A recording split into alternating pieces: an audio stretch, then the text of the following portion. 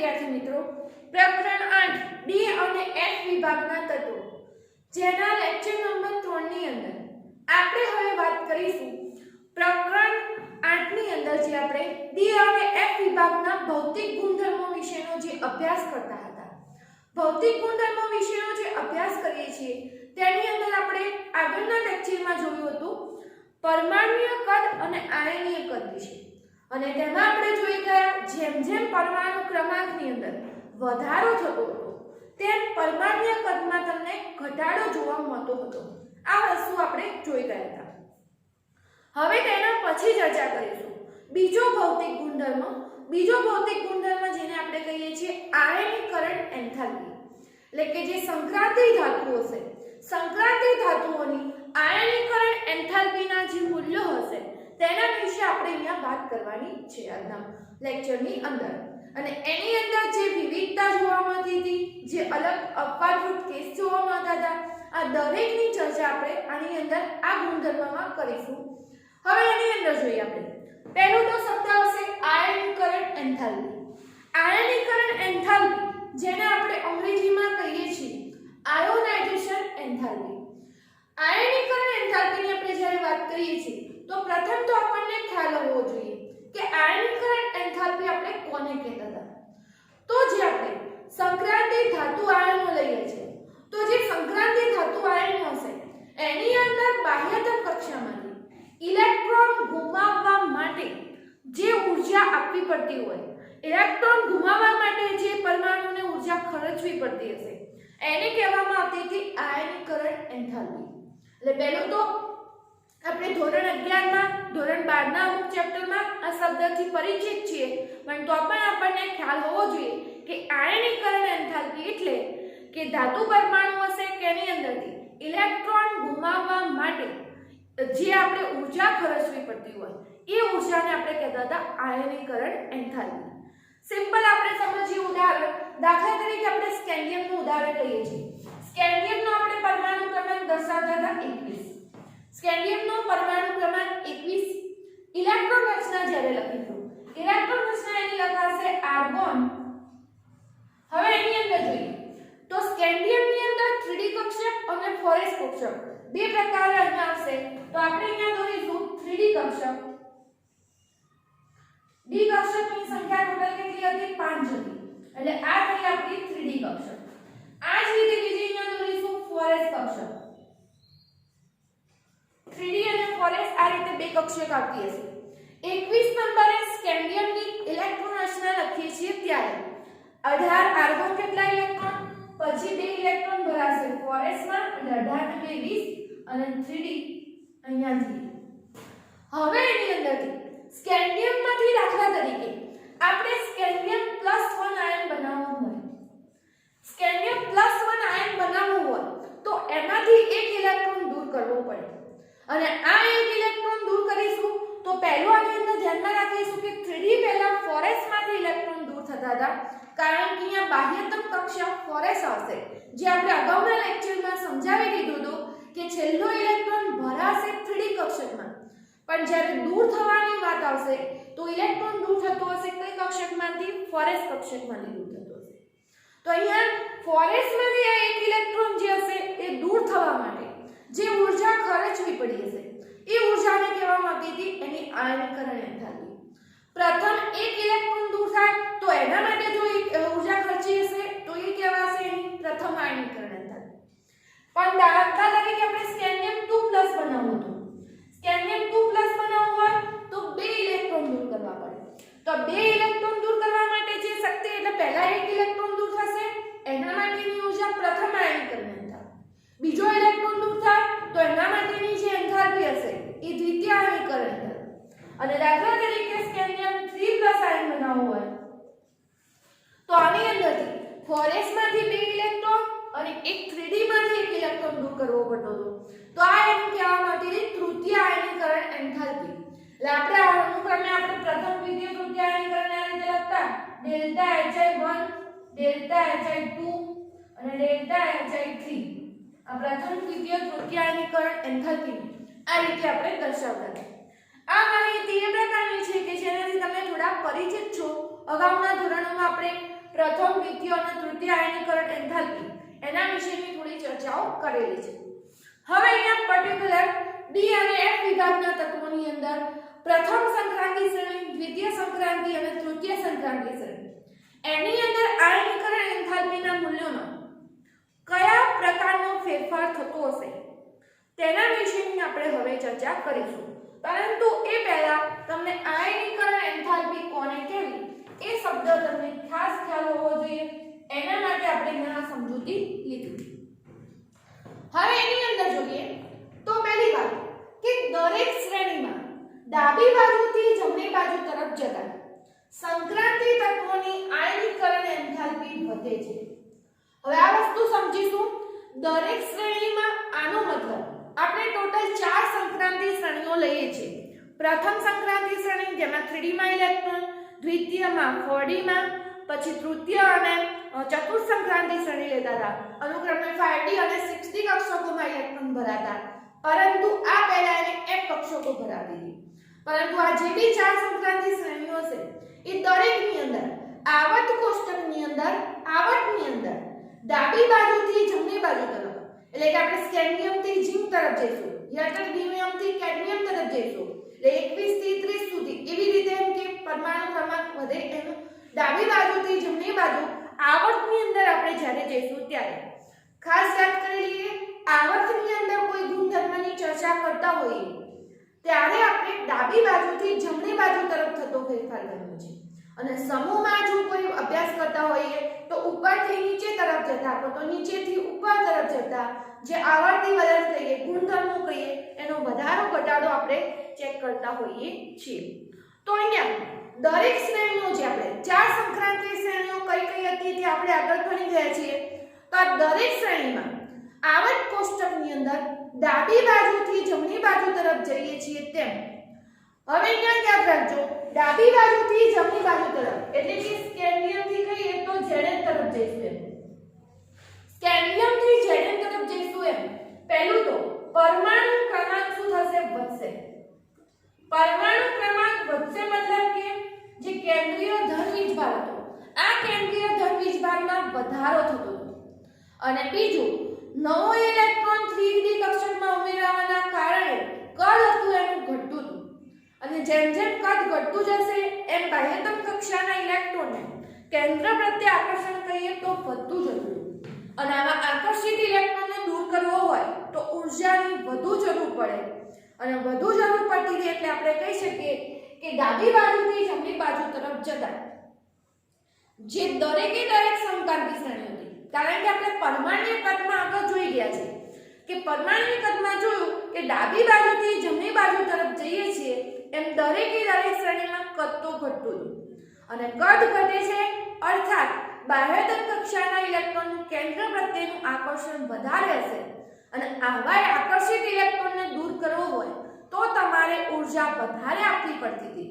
અને ઊર્જા વધારે આપવી પડે છે એનો અર્થ થશે આયનીકરણ એન્થાલ્પીનું મૂલ્ય કેવું હશે?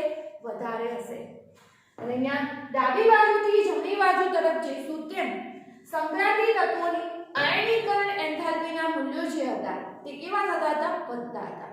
એક વાત એ યાદ રાખીશું. બીજું, ક્રમિક આયનીકરણ એન્થાલ્પીમાં થતો વધારો જે કહીએ એ વધારે તીવ્ર હોતો નથી.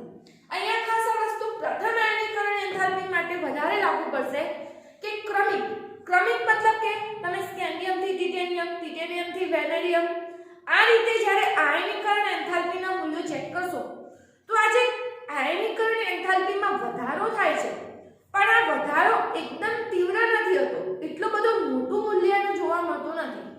તમે પાઠ્યપુસ્તકની અંદર કોષ્ટક જે આપણને આપેલું છે 8.2 એની અંદર જે પ્રથમ, દ્વિતીય અને તૃતીય આયનીકરણ એન્થાલ્પીના મૂલ્યો છે એની અંદર ચેક કરી શકો છો. સ્કેન્ડિયમથી માંડી અને Zn સુધીના તત્વો મળે 631, 656, 650 આ રીતે 653 જે મૂલ્યોમાં વધારો હશે જે પ્રથમ આયનીકરણ એન્થાલ્પીમાં ખાસ કરીએ તો આ જે વધારો થાય છે એ ક્રમિક વધારો એ વધારે પડતો વધાર નથી હોતો. એટલે કે એની મૂલ્યમાં એટલી તીવ્રતા નથી હોતી. એવું નથી થતું કે 650 નું ડાયરેક્ટ 1000 જેટલું મૂલ્ય વધી જાય. એટલે કે પ્રમાણમાં 10-15 એવું વેલ્યુઝ વધતું હોય છે. એટલે અહીંયા ધ્યાનમાં રાખીશું કે ક્રમિક આયનીકરણ એન્થાલ્પીમાં થતો જે વધારો હશે, આ ક્રમિક આયનીકરણ એન્થાલ્પીમાં થતો વધારો જે કહીએ એ તીવ્ર હોતો નથી. બીજી બાબત, દ્વિતીય અને તૃતીય આયનીકરણ એન્થાલ્પીમાં થતા વધારાની માત્રા તીવ્ર હોય છે. તમે ચેક કરી શકો છો કે દ્વિતીય અને તૃતીય આયનીકરણ એન્થાલ્પીના પ્રથમ આયનીકરણ એન્થાલ્પીના મૂલ્યમાં જે વધારો થતો હતો એ વધારે તીવ્ર નહીં હોય, પરંતુ એની સરખામણીમાં તમે જ્યારે દ્વિતીય અને તૃતીય આયનીકરણ એન્થાલ્પીના મૂલ્યો તપાસતા હશો તો એની આયનીકરણ એન્થાલ્પીમાં થયેલા જે વધારો હશે એ થોડો વધારે તીવ્ર હશે. જો મૂલ્ય કહીએ તો લગભગ વધારે પ્રમાણમાં વધે છે. તે તમે મૂલ્યો આ પુસ્તકમાં જોઈ અને તમે એનો અભ્યાસ કરી શકો છો. આવું કેમ થાય છે એનું કારણ આપણે તપાસીશું. હવે એની અંદર એટલે પહેલું તો 3 પોઈન્ટ આપણે જે અભ્યાસ કર્યા, પણ 3 પોઈન્ટમાં એક વાત ફાઇનલ કે આવર્ત કોષ્ટકમાં પ્રથમ હોય, દ્વિતીય હોય કે તૃતીય આયનીકરણ એન્થાલ્પી ત્રણેય પૈકીની કોઈ પણ આયનીકરણ એન્થાલ્પી હશે, ડાબી બાજુથી જમણી બાજુ તરફ જતા આયનીકરણ એન્થાલ્પીનું મૂલ્ય વધ્યું હશે. પરંતુ આ વધારાની જો સરખામણી કરી હોય તો પ્રથમ આયનીકરણ એન્થાલ્પીના મૂલ્યનો વધારો જે કહીએ એ વધારે તીવ્ર નથી હોતો. એની સરખામણીમાં દ્વિતીય અને તૃતીય આયનીકરણ એન્થાલ્પીના જે મૂલ્યોમાં કહીએ તો એ વધારો કેવો હશે? તીવ્ર હશે. આટલી શોર્ટ એન્ડ સ્વીટ વાત તમારે યાદ રાખવાની છે. હવે એના પછી કહીએ જે 3D ધાતુઓની પ્રથમ આયનીકરણ એન્થાલ્પીના જે અનિયમિત વલણની હશે એ રાસાયણિક અર્થસૂચકતા એની ઓછી છે. આપણે ખાસ જે પ્રથમ સંક્રાંતિ શ્રેણી જોઈ, આ પ્રથમ સંક્રાંતિ શ્રેણીના તત્વોની અંદર એક પ્રકારની પ્રથમ આયનીકરણ એન્થાલ્પીના મૂલ્યોમાં અનિયમિતતા જોવા મળતી હતી અને આ અનિયમિતતા જોવા મળે છે તેના કારણે એની જે રાસાયણિક અર્થસૂચકતા કહીએ એ પ્રમાણમાં ઓછી હશે. તમે જોઈ શકો છો સ્કેન્ડિયમથી ઝેડન સુધીના પ્રથમ આયનીકરણ એન્થાલ્પીના જે મૂલ્યો જોશો તો એમાં એક પ્રકારનું અનિયમિત વલણ હશે. દાખલા તરીકે ક્રોમિયમ હશે, કોપર હશે. તો આવા બધાની અંદર કહીએ તો મૂલ્ય વધઘટ એવી રીતે થતું હશે. આમ નોર્મલી બધા મૂલ્ય વધતા હશે અને અમુક કોઈ જગ્યાએ અપવાદરૂપ કેસ છે કહીએ એની અંદર મૂલ્ય ઘટેલું પણ માલુમ પડે છે. અને આ ઘટેલું મૂલ્ય માલુમ પડે છે જે આયનીકરણ એન્થાલ્પીની અનિયમિતતા આપણને અહીંયા દર્શાવે છે. તો અહીંયા 3D ધાતુઓની જે પ્રથમ આયનીકરણ એન્થાલ્પી એની અનિયમિત વલણની રાસાયણિક અર્થસૂચકતા થોડી ઓછી હતી.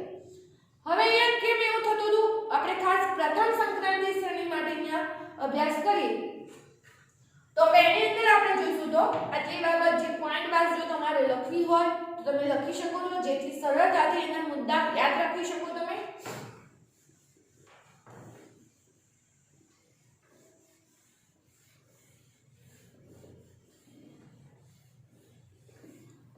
હવે અહીંયા ખાસ ધ્યાન રાખીએ કે જે પ્રથમ સંક્રાંતિ શ્રેણીના તત્વો હતા તેની અંદર જો વાત કરીએ તો એક ઇલેક્ટ્રોન દૂર થવાથી ફોરેસ તથા 3D કક્ષકોની સાપેક્ષ ઊર્જામાં ફેરફાર થાય છે.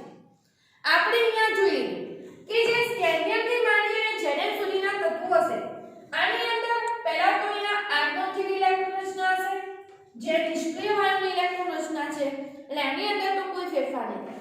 પછી આવશે 5 3D કક્ષકો 1 2 3 4 5 આ 3D કક્ષકો અને ફોરેસ. આપણે પહેલા જ વાત કરી દીધી કે ઇલેક્ટ્રોન દૂર થવાની વાત આવશે.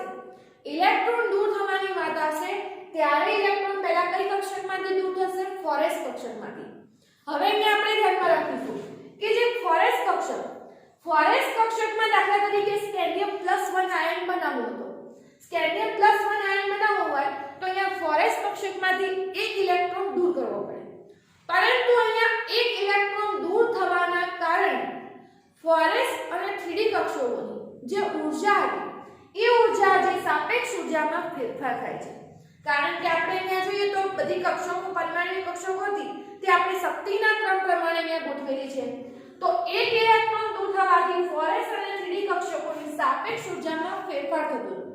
અને આના કારણે જ આપણે જોવા જઈએ તો જે દ્વિતીય અને તૃતીય આયનીકરણ એન્થાલ્પીના મૂલ્યો હતા એ મૂલ્યોમાં જે વધારો જોવા મળતો હતો એના પાછળનું એક કારણ કેવું હોય તો આ પણ આપણે કહી શકીએ 3d ઇલેક્ટ્રોન કેન્દ્રીય વીજભારના વધારા સાથે ફોરેસ ઇલેક્ટ્રોનને વધુ અસરકારક રીતે પરિરક્ષિત કરશે એટલે આપણે અહીંયા શું કરીએ છીએ ઇલેક્ટ્રોન જે ઉમેરતા હોઈએ છીએ જે 3d કક્ષકમાં ઉમેરાતા જતા હોય અને આ 3d કક્ષકમાં જે ઉમેરાયેલો ઇલેક્ટ્રોન હશે એ ફોરેસના ઇલેક્ટ્રોનને વધુ રક્ષિત કરશે ટૂંકમાં એટલે જ્યારે ફોરેસમાંથી ઇલેક્ટ્રોન દૂર કરવો હશે હવે જે એક ઇલેક્ટ્રોન વધ્યો હશે તો એના માટે ઊર્જાને કેવી જરૂર પડશે વધારે જરૂર પડતી હતી અને વધુ ઊર્જાની જરૂર પડતી હતી એટલે એની આયનીકરણ એન્થાલ્પીનું મૂલ્ય કેવું આવતું હતું વધારે એટલે 3d કક્ષકનો ઇલેક્ટ્રોન હશે કેન્દ્રીય વીજભાર જે વધ્યો હશે કેમ કે પરમાણુ ક્રમાંક વધશે ડાબી બાજુથી જમણી બાજુ તરફ જશો એમ પરમાણુ ક્રમાંક વધશે એટલે કેન્દ્રીય વીજભાર જે હતો એમાં વધારો થતો હતો એટલે ફોરેસ ઇલેક્ટ્રોનને વધુ અસરકારક રીતે શું કરશે પરિરક્ષિત કરશે સામાન્ય રીતે આપણે કહીએ બે કે તેથી વધુ વીજભાર ધરાવતા આયનો ફોરેસ ઇમાયની ડીએન ઇલેક્ટ્રોન રચના ધરાવશે દાખલા તરીકે સ્કેન્ડિયમ અને સ્કેન્ડિયમ 2+ હતું ત્યાં સુધી તો ફોરેસમાંથી ઇલેક્ટ્રોન દૂર થશે પરંતુ જ્યારે સ્કેન્ડિયમ 3+ બનાવવું હોય તો તમારે શેમાંથી ઇલેક્ટ્રોન દૂર કરવો પડશે ડી કક્ષકમાંથી એટલે જ્યારે જે ઇલેક્ટ્રોન હશે એ ડી કક્ષકમાંથી દૂર થતો હશે બેન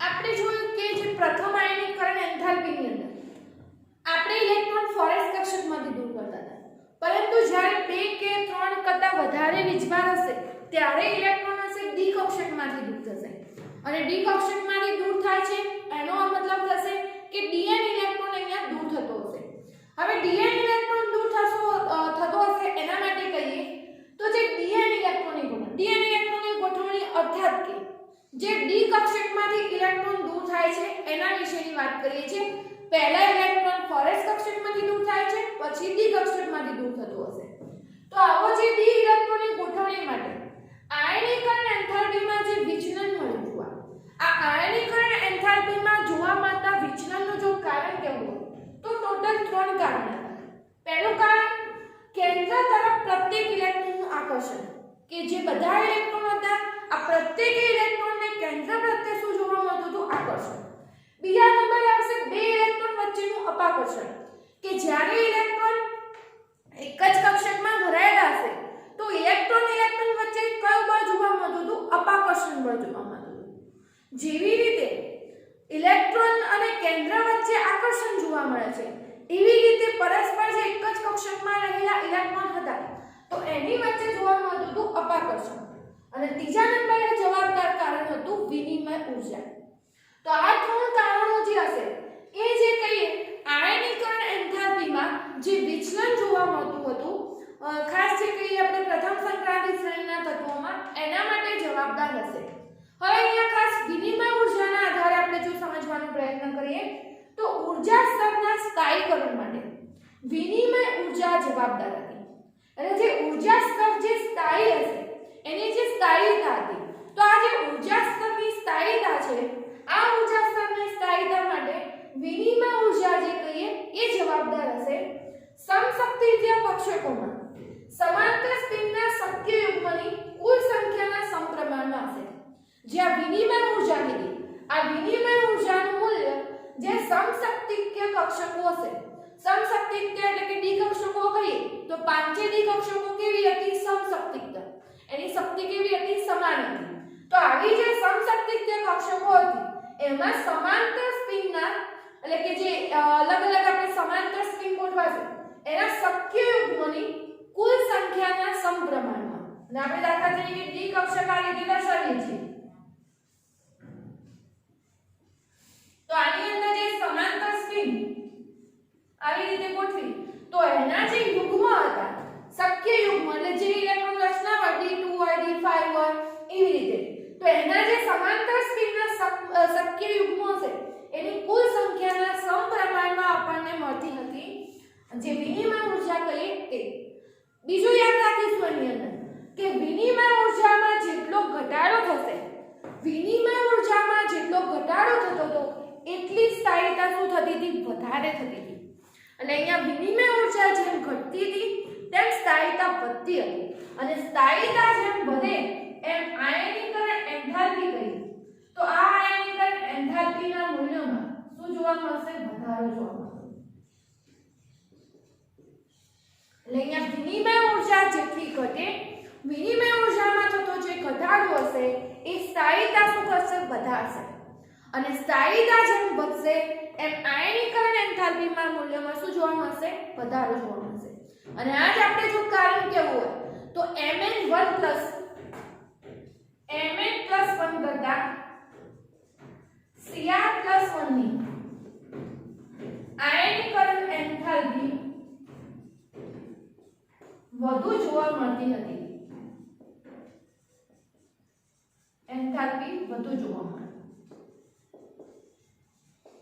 અહીંયા Mn1+ અને Cr1+ આ બંનેની આપણે આયનીકરણ એન્થાલ્પીના મૂલ્યની સરખામણી કરીએ તો આપણે જો Mn1+ ની ઇલેક્ટ્રોન રચના બતાવીએ તો Mn1+ એટલે ઇલેક્ટ્રોન રચના થશે. પહેલા તો જોઈએ Mn ની ઇલેક્ટ્રોન રચના. મેંગેનીઝ એટલે 25 નંબરનું તત્વ. તમને અગાઉ પણ કીધેલું કે પરમાણુ ક્રમાંક એના જે ક્રમશઃ ગોઠવણી આપણે બતાવીએ છીએ 21 થી 30 સુધીના તત્વોના નામ અને ઇલેક્ટ્રોન રચના તમને આવડવી જોઈએ, જેથી આવા કોઈ પણ પ્રશ્નોની અંદર ઇલેક્ટ્રોન રચના આધારિત તમારે કોઈ સમજૂતી આપવી હોય તો તમારા માટે સરળ રહેશે. આપણે હવે જોઈએ Mn ની જો ઇલેક્ટ્રોન રચના લીધી હોય તો મેંગેનીઝનો પરમાણુ ક્રમાંક 25 હતો. 25 એટલે ઇલેક્ટ્રોન રચના થશે R1 4s2 અને 3d5. અને આ જ વસ્તુ ક્રોમિયમ જે 24 નંબરનું તત્વ હતું એના માટે કહીએ તો R1 3d4 4s1. અહીંયા 3d4 ની જગ્યાએ 3d5 જોવા મળતું. અપવાદરૂપ કેસમાં આપણે જોયેલું 4s2 ની જગ્યાએ એક ઇલેક્ટ્રોન ઉત્તેજિત થઈ અને 3d5 કક્ષકમાં આવી જતો હતો માટે. તો આ જોઈએ આપણે Mn અને ક્રોમિયમ ની ઇલેક્ટ્રોન રચના. હવે Mn+1 ની ઇલેક્ટ્રોન રચના લખતા હોઈએ. Mn+1 ની ઇલેક્ટ્રોન રચના જો લખવી હોય તો R1 3d5 એક ઇલેક્ટ્રોન દૂર થાય 4s માંથી તો લખી શકાય 4s1. એટલે R1 3d5 4s1. અને આ જ રીતે ક્રોમિયમ માટે જો લખવું હોય ક્રોમિયમ+1 તો એક ઇલેક્ટ્રોન દૂર થશે 4s માંથી તો 3d5 4s થશે 0. એટલે આ જે એના તટસ્થ પરમાણુ હતા એની ઇલેક્ટ્રોન રચના લખી. અને હવેની જે ઇલેક્ટ્રોન રચના લખી છે તે એમાંથી જે એક ઇલેક્ટ્રોન દૂર થઈ જાય, દૂર થયા બાદની +1 ની ઇલેક્ટ્રોન રચના Mn+1 ક્રોમિયમ+1. હવે આની અંદર Mn+1 કરતા ક્રોમિયમ+1 કહીએ એને આયનીકરણ એન્થાલ્પી જે કહીએ એ આપણને વધુ જોવા મળશે. આ પાછળનું કારણ કે હવે Mn+1 માંથી ઇલેક્ટ્રોન દૂર કરવું હશે તો 4s માંથી થશે દૂર. અને અહીંયા ક્રોમિયમ માંથી કરવું હશે તો 3d5 માંથી થશે. અને અહીંયા 3d5 ની જે વિનિમય ઊર્જા કહીએ એ વધારે છે. અને જે અહીંયા કહીએ 3d5 હશે એની તો સ્થાયીતા વધારે છે. અને સ્થાયીતા વધારે હશે તો આયનીકરણ એન્થાલ્પી શું થશે? ઘટશે. અને વિનિમય ઊર્જા પણ અહીંયા ઘટી હશે એટલે અહીંયા એના કારણે પણ સ્થાયીતા વધતી હતી. એટલે અહીંયા Mn+1 કરતા Cr+1 ક્રોમિયમ+1 લખીએ છીએ તેની આયનીકરણ એન્થાલ્પી કહીએ આપણને વધુ જોવા મળતી હતી. અને એ પાછળનું કારણ આમાંથી 4s માંથી ઇલેક્ટ્રોન દૂર કરશો, અહીંયા સ્થાયી 3d5 કક્ષકમાંથી દૂર થતો હતો ઇલેક્ટ્રોન. અને 3d5 માંથી ઇલેક્ટ્રોન દૂર થતો હતો. બીજું એની વિનિમય ઊર્જા ઘટી ગઈ હતી. અને આ કારણોના કારણે Mn+1 કરતા Cr+1 ની આયનીકરણ એન્થાલ્પીના મૂલ્યો કેવા જોવા મળતા હતા? વધુ જોવા મળતા હતા.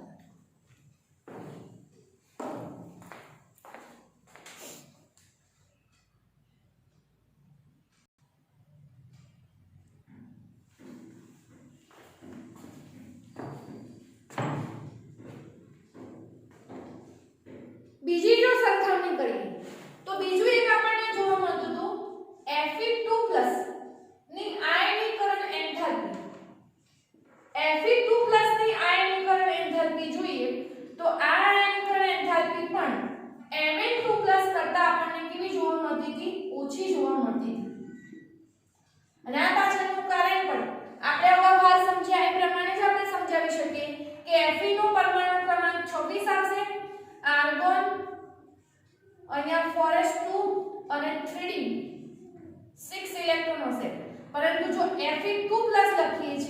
તો આર્ગોન 3d6 4s0 થશે અને આ જ વસ્તુ Mn માટે લખી હોય તો મેંગેનીઝ 25 નંબર આપણે લખતા હતા આર્ગોન 3d5 4s2 અને જો Mn2+ માટે લખીએ છીએ તો આર્ગોન 3d5 અને 4s0.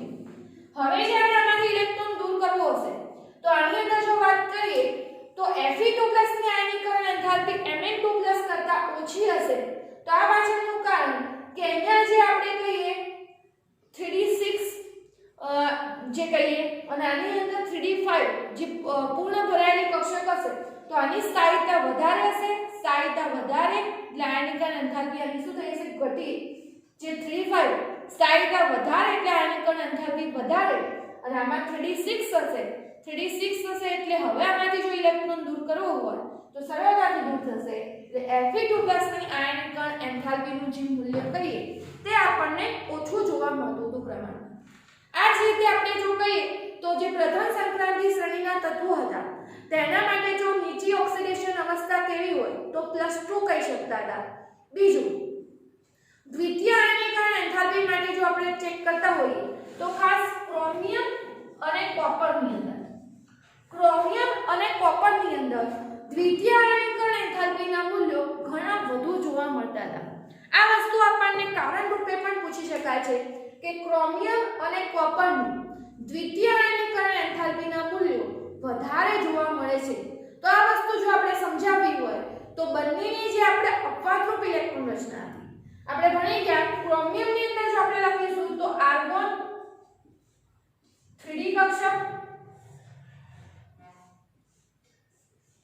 અને અહીંયા આપી 4s કક્ષક. એ જ રીતે કોપરની અંદર પણ આર્ગોન 3d કક્ષક અને 4s કક્ષક.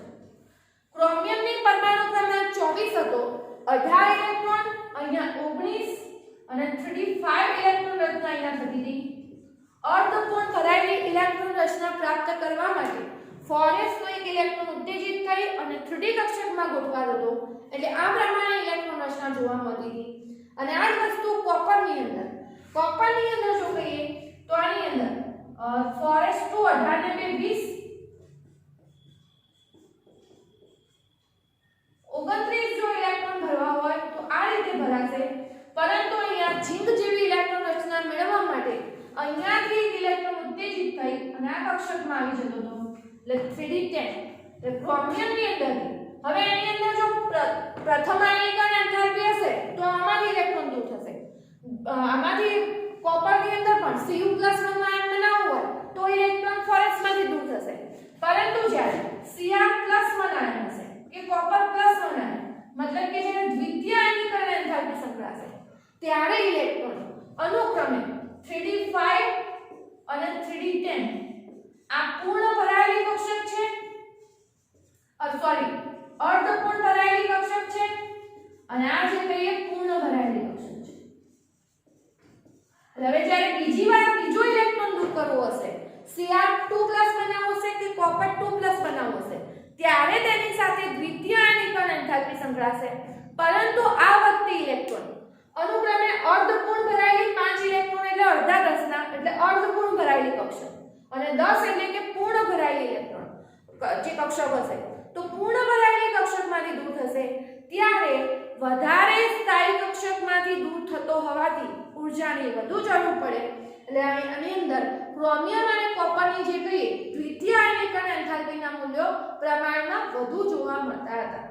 તો આ આપણે જોયું દરેક આયનીકરણ એન્થાલ્પીના મૂલ્યોમાં જે વિવિધતા જોવા મળી તે પાછળના કારણો જોયા.